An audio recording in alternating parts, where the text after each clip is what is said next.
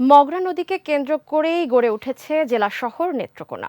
কিন্তু অবৈধ দখল করে স্থাপনা নির্মাণ এবং জেলা শহরের ময়লা আবর্জনা নদীতে ফেলায় মগরা নদী আজ মৃতপ্রায়।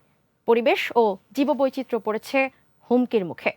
স্থানীয়দের দাবি, নদীটি দখল মুক্ত করে মগরার প্রাণ প্রতিষ্ঠা করবেন সংশ্লিষ্ট কর্তৃপক্ষ। নেত্রকোনা থেকে হৃদয় রায় সজীবের তথ্য ও চিত্রে মৌসুমী মোয়ের ডিস্ক রিপোর্ট। মগরা নদীর আয়তন ১৪৮ কিলোমিটার দৈর্ঘ্য বিশিষ্ট। নেত্রকোনার প্রাণকেন্দ্রে ৭ কিলোমিটার নদী নিয়ে চরম ভোগান্তিতে নগরবাসী। একসময় এই নদীর পানি কৃষিকাজ সহ জেলা শহরের সাধারণ মানুষ তাদের দৈনন্দিন কাজে ব্যবহার করতেন। কিন্তু নিয়মনীতির তোয়াক্কা না করে স্থানীয়রা অবৈধ দখল করে স্থাপনা নির্মাণ করায় এখন বর্জ্য ও ময়লা আবর্জনা ফেলায় এই পানি বর্তমানে অভিশাপে পরিণত হয়েছে। কোথাও জমে আছে বিশাল কচুরিপানার স্তূপ। স্থানীয়রা বলছেন অবৈধ স্থাপনার সংখ্যা ৫ শতাধিক। ময়লা ফালায় বাসা তো এক বাসা না, সবার বাসাতে নদীর সাইডে ময়লা ফালায়। আমাদের সমাবেশ হচ্ছে, আমাদের প্রশাসন অনেকবার এটার দিকে নজর দিছিল, কিন্তু এখন নজর দেয় না। নদী যেন বাঁচানো যায়, মগরা নদীকে যেন বাঁচানো যায়, এই ব্যবস্থা যেন সরকার গ্রহণ করে আর কি।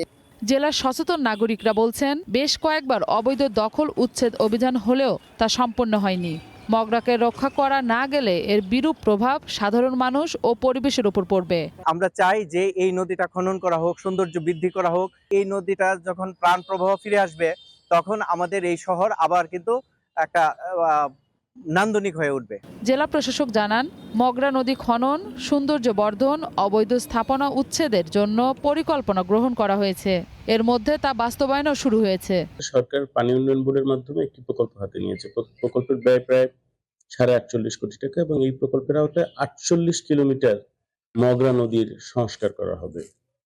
মূলত ৩টা কাজ করা হবে। একটা হচ্ছে নদী পুনঃখনন করা হবে প্রায় ৪১ কিলোমিটার জায়গায়।